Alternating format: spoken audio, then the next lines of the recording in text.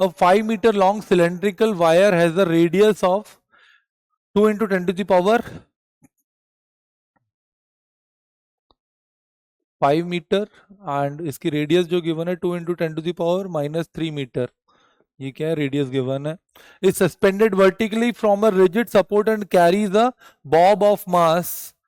इसी रॉड को आपने कुछ इस तरीके से हैंग करवा दिया और यहाँ पर 100 kg का एक बॉब इसके अंदर लगा रखा है. If bob get snapped, snapped मतलब वो वहां से हट जाता है. Calculate the change in temperature if the wire is ignoring radius in the wire ignoring the radiation losses.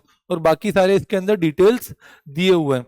तो सबसे पहले तो भाई हमें क्या करना होगा, डिटेल्स में क्या यंग मॉडुलस ऑफ दिया हुआ है, वायर के लिए डेंसिटी दी हुई है, वायर की स्पेसिफिक हीट दी हुई है. तो सबसे पहले what will do, will calculate the mass. Mass क्या हो जाएगा, V rho volume into density.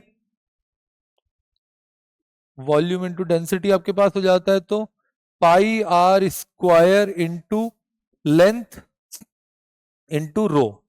और जब आप इसके अंदर वैल्यूज को पुट करते हो, जो गिवन वैल्यूज है उसके अंदर वैल्यूज पुट करने के बाद ये मास आता है 0.494 kg. ये कैलकुलेट कर लीजिएगा आप, इसके अंदर वैल्यूज आती हैं इसके अंदर.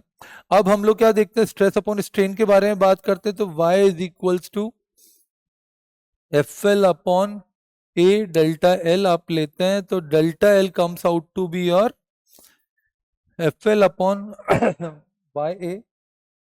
और यहां पर जो फोर्स लग रहा है वो आपके पास कितना लग रहा होता है, 100 into g into 5 upon Y की वैल्यू is given to us is 2.1 into 10 to the power 11 into area of cross section is pi into 2 into 10 to the power -3 का स्क्वायर. ये पाई आर स्क्वायर आपके पास हो जाता है.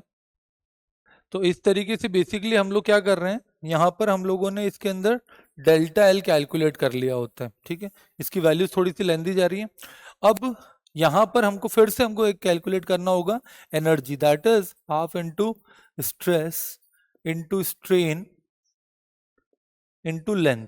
ठीक है, जब देखिए स्ट्रेस यहीं पे से आएगा आपके पास, स्ट्रेन वाली चीज लेंथ डेल्टा एल आपके पास आ जाएगा और एल आपके पास है यहाँ पर. तो जब आप इसकी वैल्यूज को कैलकुलेट करोगे तो यू विल गेट 9478. इसके अंदर ये जूल में आ जाती है आपके पास 9478 ये चीज आ जाती है. अब क्योंकि ये वैल्यूज आ जाती हैं और हमको कैलकुलेट बेसिकली क्या करना है, चेंज इन टेम्परेचर करना है. तो 0.9478 को आप किसके बराबर पुट कर सकते हैं, एम एस डेल्टा थीटा के बराबर.